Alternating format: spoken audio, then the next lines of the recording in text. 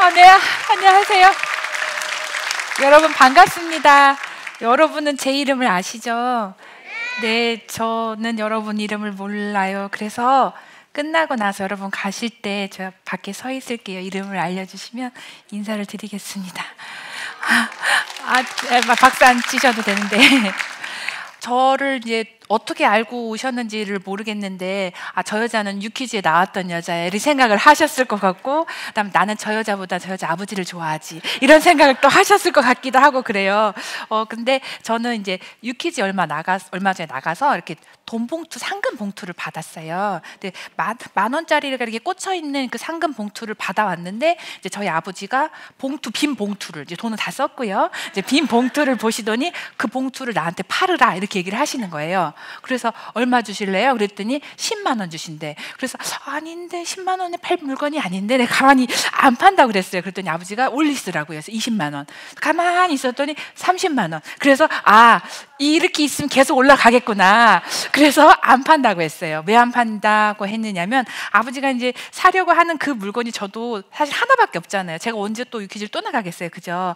그래서 저한테도 기념품이니까 나는 아버지 주지 말고 내 거니까 내가 활용을 하자 해서 어떻게 활용을 했냐면요. 얼마 전에 저 모교 고등학교, 저 시골에서 고등학교를 나왔는데요. 고등학교에서 고등학교 2학년 학생들이 지금 막 힘들 때니까 너가 선배니까 와서 애들한테 이제 꿈과 희망의 그런 응원의 메시지 강연을 좀 해달래요. 그래서 옳다구나, 됐다, 이제 봉투를 쓸 날이 왔다 이렇게 생각을 한 거죠. 그래서 그 아이들이 140명이라고 더라고요. 그래서 돈 140만 원을 찾았어요. 그래서 만 원짜리로 신권으로 바꿔달라고 은행을 돌아다녔죠. 신한은행 가서 바꿔주세요. 우리은행 가서 바꿔주세요. 국민은행 가서 바꿔주세요. 농협서은행 가서 바꿔주세요. 안 바꿔주세요. 설날에는 만 원짜리가 신권이 있는데 5만 원짜리밖에 지금 없다고 그러시더라고요. 그래서 생각을 했어요. 그럼 140명한테 5만 원짜리 신권을 줘야 되는 것인가? 그랬더니 정말 부담스럽더라고요. 그래서 안 되겠다. 그래서 끝까지 다니면서 이쪽 은행에서 10만 원, 저쪽 은행에서 10만 원 이렇게 신권을 바꿔가면서 이제 140만 원을 채웠어요. 그래서 그릇을 끓이고서 이제 간 거죠. 막 시골 이제 애들 만나러 갔습니다.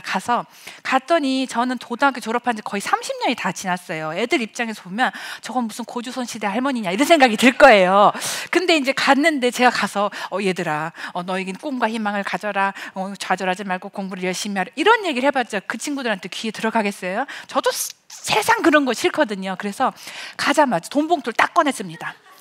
선배가 돈을 주러 왔어. 이렇게 얘기했더니 애들이 그때부터 좋아하는 거예요. 그래서 신권 만 원짜리 세뱃돈이라고 생각하고 이렇게 선배가 나중에 돈 더 많이 벌면 그때 진짜로 5만 원권 줄게. 근데 그때는 니네가 없을 거야. 하면서 이렇게 헛빌 공약, 빌 공짜의 공약을 하고서는 이렇게 주고 왔어요. 그리고 나서 제가 고등학교 때 첫사랑 이야기, 고등학교 때 친구랑 떡볶이 먹었던 이야기 막 그런 얘기를 해줬어요. 근데 별거 아닌 얘기였는데 애들이 막 우는 거예요. 막 울면서 자 봐봐, 내가 너를 만나러 왔는데 나는 너를 우연히 만나러 왔고 네가 여기 있는 줄도 몰랐고 너도 내가 올 줄을 모르고 기다렸어. 근데 이렇게 우연히 만났잖아. 이 지구라는 아주 큰 별에서 우린 스치듯 이렇게 만났지만 이 작은 우연의 조각이 너 안에 잠들어 있을 거야. 나도 너를 기억할지 못할지 모르겠지만 이 우연이 잠들어 있을 거예요. 여러분하고 오늘 나도 마찬가지예요. 여러분을 제가 잊어버리고 여러분도 저를 잊어버릴지 모르지만 우리는 오늘 분명히 만났고요. 그리고 이 만남의 조각이 어딘가에는 잠들어 있을 거거든요. 그래서 그런 얘기를 해서 만약에 내가 오늘 줬던 만 원이 기분이 좋았다면 그럼 내 부탁을 하나만 들어줘. 네 옆에 있는 친구한테 상냥하게 대해줘. 그리고 너한테, 너 자신한테 다정하게 대해줘. 그게 너한테는 지금 제일 필요한 거야. 그랬더니 애들이 막 펑펑펑펑 우는 거예요. 네. 그래서 애들이 막 펑펑펑 우니까 저도 막 펑펑펑 울었어요. 그랬더니 제가 운다고 또 애들이 울지 말라고 하면서 또 우는 거예요. 그래서 그 고등학교 애들을 붙잡고 이제 울다가 왔어요. 제가 지금 약간 울라고 하는데 이거는 유전병의 일종이에요. 저희 집에는 저보다 더 잘 우시는 한 분이 계세요. 노을이 예뻐도 울고 꽃이 예뻐도 울고 어떤 아이가 귀여워도 울고 막 훌쩍훌쩍 울시면서 걸어다니는 한 할아버지가 살고 계시거든요. 그래서 유전병이라고 생각하고 이해해 주시길 바래요. 자, 저는 독서 얘기를 하러 왔는데 이 독서라는 거는 사람을 만나는 거랑 똑같아요. 우연히 어떤 책을 만나서 그 책의 어떤 한 구절이 우연히 내 마음에 들어오는 거예요. 운명적으로 걔를 만나야겠다, 또 그 사람하고 어떤 연애를 하겠다, 결혼하겠다, 친구가 되겠다, 이런 계획을 가지고 가는 게 아니고요.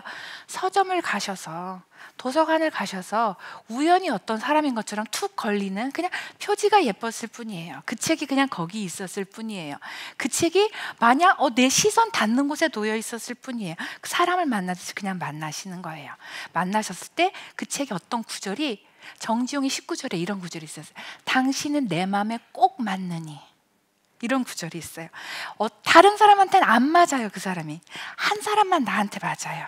그 당신은 내 마음에 꼭 맞느니 같은 어떤 구절이 나한테 확 박힐 거예요. 10권을 만나도 못 할 수 있어요. 제가 대학교 때 소개팅을 나갔는데, 소개팅 열심히 나갔거든요. 남자친구 사귀고 싶어서 10번을 소개팅을 나가도 한 명도 내 마음에 맞는 이를 못 만났어요. 근데 지나가다가 우연히 캠퍼스에서 어떤 인간을 만나서 그 인간하고 20년까지 살고 있거든요. 마찬가지예요. 우연치 않게 어떤 일을 만날 거예요. 어떤 구절을 만나실 거예요. 그 구절을 붙들고 사시면 참 좋겠다, 이런 생각을 하러 왔어요. 책은요, 남이 내가 읽어라 해서 읽는 게 아니고요. 누가 책을 읽으면 좋아. 책 읽는 거 좋은 줄 몰라서 안 읽어요? 우리가 다이어트하고 좋은 음식 먹고 그런 거, 그 운동해야 되고 그런 거 좋은 줄 몰라서 안 합니까? 힘들어서 안 하고, 오래 하기 힘들어서 안 하고 그러는 거거든요. 못 하고 그러는 거거든요. 책도 마찬가지예요. 저는 어디 나가서 이렇게 책 읽어는 거 참 좋아요. 독서를 전도하고 다닙니다. 이런 얘기를 하니까 집에서 감시와 통제를 당하고 있어요. 저희 아들이 초등학교 5학년인데 제가 집에서 드라마를 좀 보려고 하면 밖에 나가서 분명히 독서한다고 얘기했는데 집에서 드라마를 본단 말이지, 이렇게 얘기를 해요. 책이 페이지가 안 넘어갔어. 어제랑 같은 페이지를 읽고 있어. 그러면 와서 검열을 해요.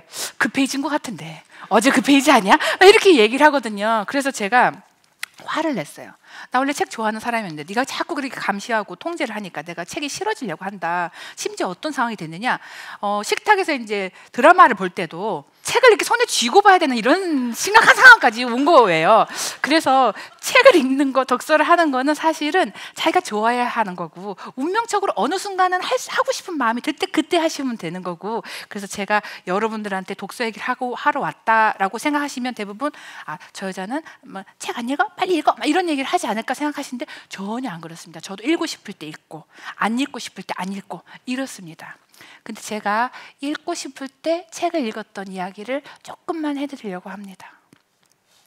저는 충남 공주에 있는 어떤 연탄집 새방에서 태어났습니다. 근데 태어나 보니까 이제 저는 솔직히 어렸을 때부터 이런 게 참 궁금했어요. 왜 내 이름은 남이네지? 나는 여기 왜 왔지? 이런 생각이 되게 궁금했어요. 그래서 엄마한테 물어봤습니다. 엄마, 나는 누구야? 라고 물어봤어요. 그러니까 엄마가 참 시덥지 않은 소리 하고 있다. 와서 밥이나 먹어라. 너는 내 딸이지. 그래서 저 사람은 나한테 밥을 먹이는 걸 굉장히 중요하게 생각하는구나. 저 사람은 나를 사랑하나 보다. 그래서 밥을 먹으면서 나는 엄마 딸이구나 라고 인지를 하게 되었습니다. 아버지한테 물어봤어요. 아버지, 나는 누구지? 라고 물어봤더니 아버지는 너가 누군지는 나도 모르고 나는 내가 누군지를 아는 게 정말 중요해. 우리 아버지는 이상한 나라 앨리스에 나오는 하얀 토끼 같은 사람이었어요. 늘 빨리 가서 시를 써야 돼. 막 이렇게 하면서 어디론가 막 뛰어다니시는 분이었어요. 늦었어. 시 쓸 시간이야. 막 하시면서 막 하셨어요. 근데 우리 아버지가 주로 어디를 가셨냐면요. 늦었군. 벌써 시간이 다 되다니. 하면서 막 가시면 어디로 가셨냐? 학교로 가셨어요. 왜냐면 초등학교 선생님이었거든요. 그래서 학교에 뭔가 있나 보다. 그래서 저도 유치원 때부터 아버지 따라서 학교 놀러도 가고 하면서 이제 학교를 가게 됐죠. 학교에 가면 누굴 만납니까? 선생님 만나잖아요. 그래서 선생님, 저는 누구입니까? 라고 물어봤어요. 근데 선생님이 너는 학생이다. 그래서 학생은 무엇하는 사람입니까? 그랬더니 공부하는 사람이래요. 그래서 공부를 하기 시작했습니다. 계속했어요. 하다 보니까 잘하게 됐습니다. 왜? 계속하니까요. 계속하는 사람은 많지가 않으니까요. 그래서 계속 공부를 해서 성적이 좋아졌고, 그래서 고등학교도 잘 가고 대학교도 서울대를 가고 지금까지 공부를 하게 되었습니다. 그리고 나서 이제 사회인이 되었는데 아직도 저는 제가 누군지를 잘 모르겠어요. 보세요. 어머니는 저한테 분명히 그랬어요. 미네야, 너는 사랑하는 나의 딸이야. 밥을 많이 먹으렴? 이렇게 얘기를 하셨어요. 그런데 저희 어머니가 안 계시면 전 어떻게 될까요? 제가 어딘가 취직하러 가서 안녕하십니까? 저는 저의 친애하는 김성애 여사의 사랑스러운 딸입니다. 저를 취직시켜주세요 라고 하면은 취직시켜줄 것 같지 않았거든요. 그리고 제가 이제 학생일 때는 성적이 좋으니까 좋은 학생이라는 소리를 들었어요. 근데 학생이 아니게 된 다음부터는요, 성적이 떨어지기 시작하면요, 그러면 저는 나쁜 사람이 되는 건가요? 나는 어디로 사라지는 걸까요? 단단한 내가 없다라는 것이 정말 큰 문제였습니다. 그리고 이제 사회인이 되면요, 제가 어떻게 이제 인정을 받게 되느냐, 노동을 하고 이 노동이 어떤 돈으로 환산이 되고요, 어떤 조직에서 일을 하게 되는데 이 조직에서 내가 없어도 사실은 큰 문제가 일어나지 않을 거라는 것을 알게 되었어요. 나는 어떤 부품 같은 한 일부구나. 내가 사라져도 그 사람이 사라졌어, 이 조직은 이제 망했어 라고 울부짖을 사람은 없겠구나 라는 생각이 들었거든요. 그러면 다시 근원적인 문제로 가는 거죠. 나는 왜 남이 내지? 나는 누구야? 나는 여기 왜 있지? 라는 생각을 하게 된 거예요. 누군가는 밥 먹고 살기 힘들어 죽겠는데 그런 생각을 하더니 너는 참 사치스럽구나 이렇게 생각하실 수도 있겠어요. 그런데 저는 김치에다가 밥 하나만 넣고 먹어도 이거는 우리 엄마가 준 김치고 이거는 내가 한 밥이야 라고 하면 그 밥이 그렇게 의미가 있을 수가 없어요. 똑같은 밥이어도 의미를 부여하는 거에 따라서 이거는 남기지 말고 다 먹어야지, 쌀을 한 톨까지 다 먹어야지, 이 김치는 얌전하게 먹고 꾹꾹 눌러서 내일 또 먹어야지, 의미가 달라지는 거거든요. 그래서 나는 누구인가, 나의 의미는 무엇인가 라는 것이 저는 상당히 중요해졌습니다. 게다가 살면서부터 살면 살수록 이 세상이 자꾸 내 의미를 조금씩 지워나가는 것 같아요. 너는 대체 가능한 인력이야. 너는 수많은 노동력 중에 하나야.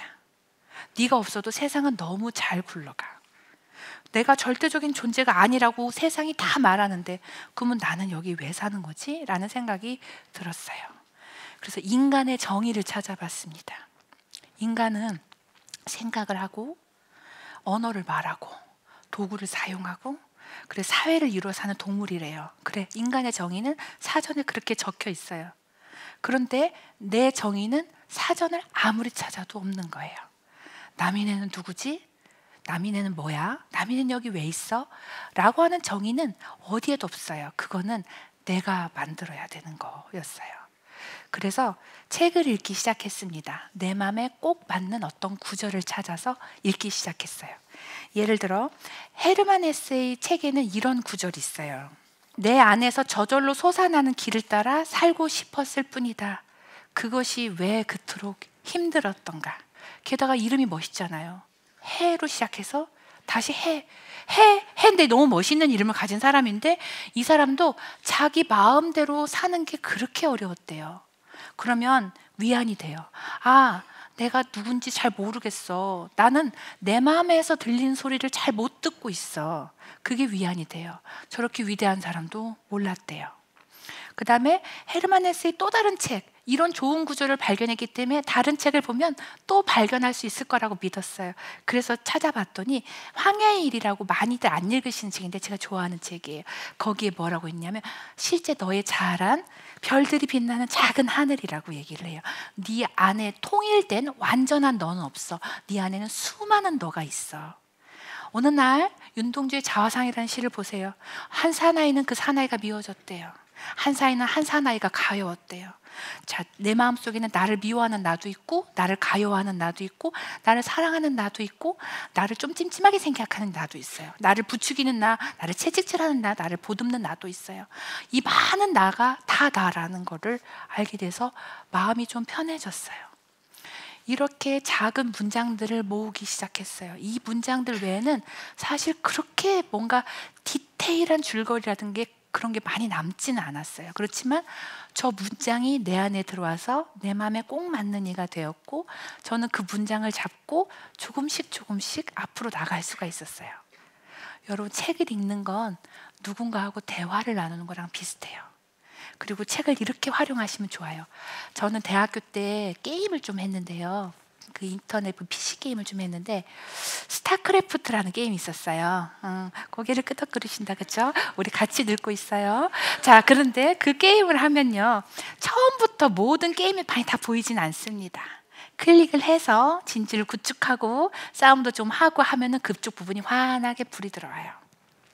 요즘도 그런 게임이 많아요. 예를 들어 내가 NPC라고 하는 그 구역을 설명해 준 어떤 NPC의 이야기를 듣고 클릭해서 퀘스트를 승인을 받습니다. 그러면 그쪽 맵이 열려요. 이렇게. 그러면 가서 거기서 퀘스트를 수행하는 거예요. 이쪽에 가서 이쪽 NPC 얘기를 듣고 그 다음에 클릭해서 뭔가를 하면 이쪽 맵이 열려요. 이런 작은 맵들과 퀘스트들이 모여서 나는 쭉 저 머나먼 빌런 혹은 저 머나먼 어떤 목적지까지 가게 됩니다. 비슷해요. 이게 어떤 책이라고 생각해 보세요. 이 책을 읽어요. 이 책 안에 어떤 것이 딱 읽으면 그 주변에 불이 들어와요. 그럼 한 걸음 가세요. 거기에 있는 문장을 하나 나의 지도 삼아서 이쪽 지도를 익히세요. 그 다음에 또 어떤 책을 읽어요. 그러면 책이 놓이면 그 주위에 불이 들어와요. 그러면 한 걸음 더 가세요. 한 걸음 더 가서 조금씩 조금씩 갈 수 있어요. 뭘 생각하시면서 가면 좋으냐면 오즈의 마법사를 향해 가는 도로시를 생각하시면서 가면 정말 좋아요. 그 멋진 노래가 있어요. Somewhere over the rainbow way up high. 자, 우리는 이 길이 점점 올라가는 길이 될 거예요. 내가 저기에 뭔가 멋진 것이 있다고 생각해요. 그게 뭔지는 몰라요. 그런데 조금씩 조금씩 책을 타고 길을 밝히면서 나아갈 수 있어요. 저는 그랬던 적이 있어요. 그래서 앞으로도 계속 그럴 거예요. 삶을 사는데 저한테는 어떤 게 가장 절실했냐면 인생의 지도가 있으면 좋겠다라는 게 제일 절실했어요.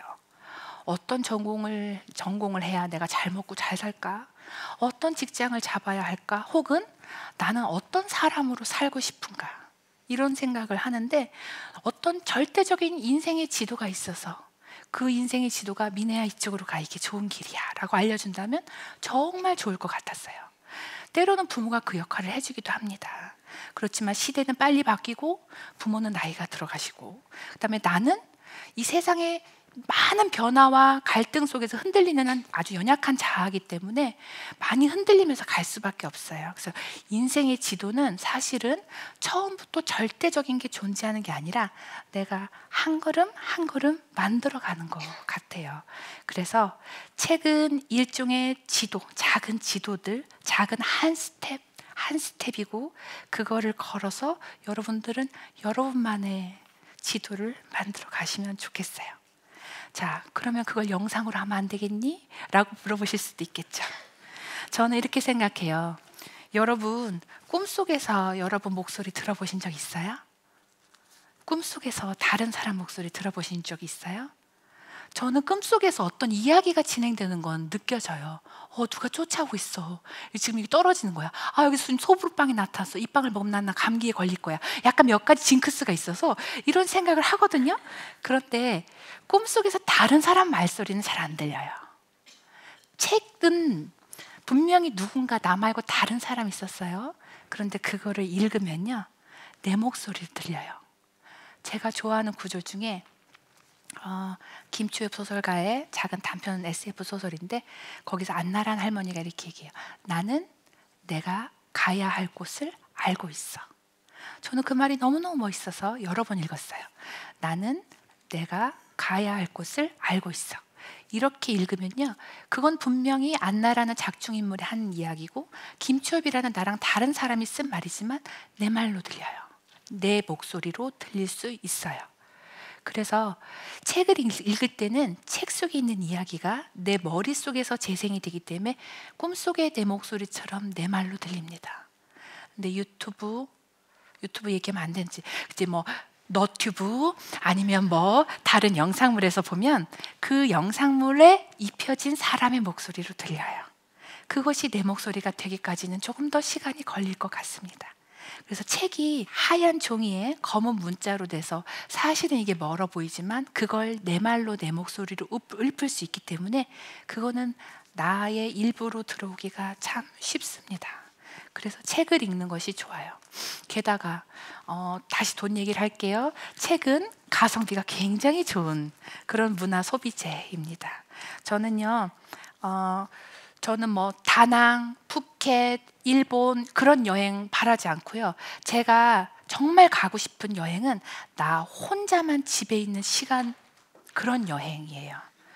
무슨 말인지 여기 어머님들 너무너무 이해하실 거예요.